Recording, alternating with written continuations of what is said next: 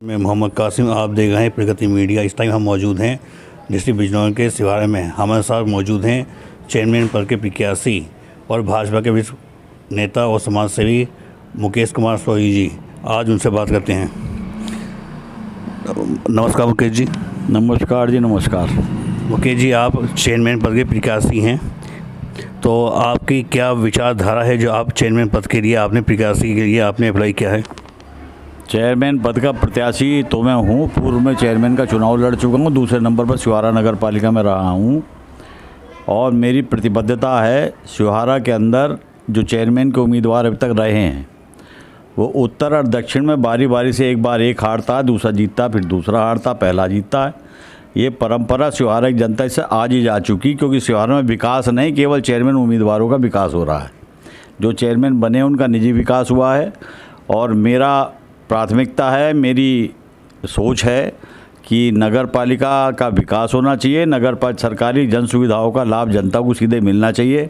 और ये मैं इस प्रतिबद्धता को दोहराते हुए आपको एक बार कहना चाहता हूँ। मैंने पिछले चुनाव में कहा था, जिस दिन जनता मुझे चुनाव जिता देगी मेरा व्यक्तिगत और पारिवारिक जीवन समाप्त हो जाएगा। केवल मैं नगर के लिए जीवन जीने का प्रयास करूँगा।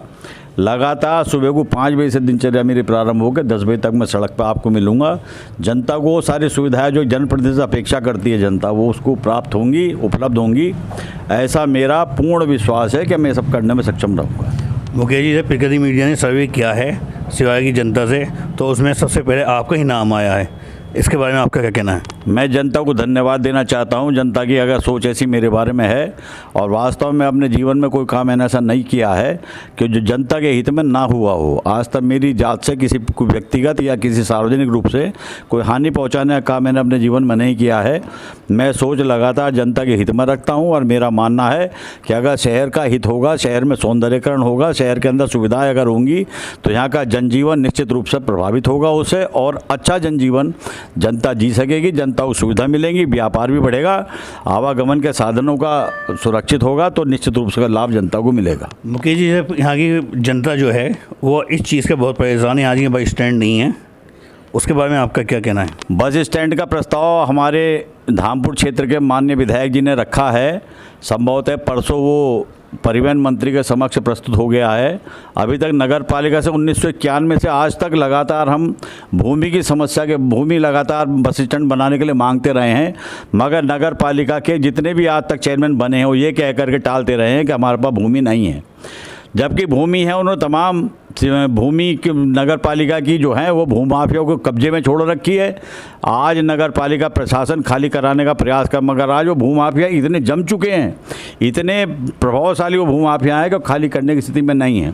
सरकार के भी आदेशों को अनदेखा कर रहे हैं, फिर भी नगर पालिका ने भूमि उपलब्ध नहीं कराई। तो हमने जो रामलीला मैदान जो हिंदू समाज की संपत्ति रही है, जिस पर रामलीला, मगर उसका एक भाग ऐसा है जो जनता के उपयोग में नहीं आता है, हमने वो आज जो रामलीला मैदान का भाग है वो सीलिंग भूमि है, हमने उसमें पश्चिम उत्तर दिशा का 2500 गज ज़मीन हम राजस्व विभाग उत्तर प्रदेश राज्य सड़क परिवहन निगम को स्थानांतरित करे, ट्रांसफ़र करे और उसमें रोडवेज का निर्माण हो। इसका प्रस्ताव ने शासन को भेजा है।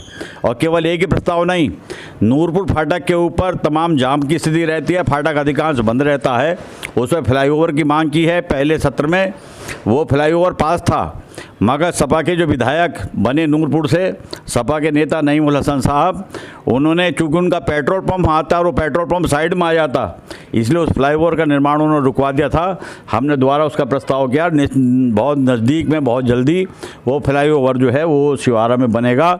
इसी के साथ रामगंगा बेरखेड़ा घाट का पुल बने हुए 10-12 साल हो गए, मगर आते जनता को समर्पित नहीं है, वो भी जनता को समर्पित हो। और नैनीताल, काशीपुर, रामनगर की दिशा से दिल्ली, मेरठ, बिजनौर के लिए सारी सेवाएं प्रारंभ हो, रोडवेज की बसों का आवागमन प्रारंभ हो, जिससे जनता को लाभ मिलेगा। ऐसी तमाम सारी योजनाओं के बारे में शासन को हमने लिखा है और वो जल्दी ही पूर्ण होंगी। विधायक जिस समय उत्तर प्रदेश विधानसभा का सत्र चल रहा है वहाँ हैं और सारे प्रस्ताव उन्होंने वहाँ प्रस्तुत किए हैं। मुकेश जी, जैसे ये कल योगी जी ने बजट पास किया है प्रदेश का, उसके बारे में आपका क्या कहना है? बहुत सार्वभौमिक बजट है। जितना अच्छा बजट उत्तर प्रदेश सरकार का सबसे बड़ा बजट अभी तक के 75 वर्ष के इतिहास में 6 लाख 15,000 करोड़ रुपए का बजट उत्तर प्रदेश सरकार ने बहुत भारी भरकम बजट प्रस्तुत किया है और सभी वर्गों का उसके अंदर जन कल्याणकारी बजट कहना चाहिए।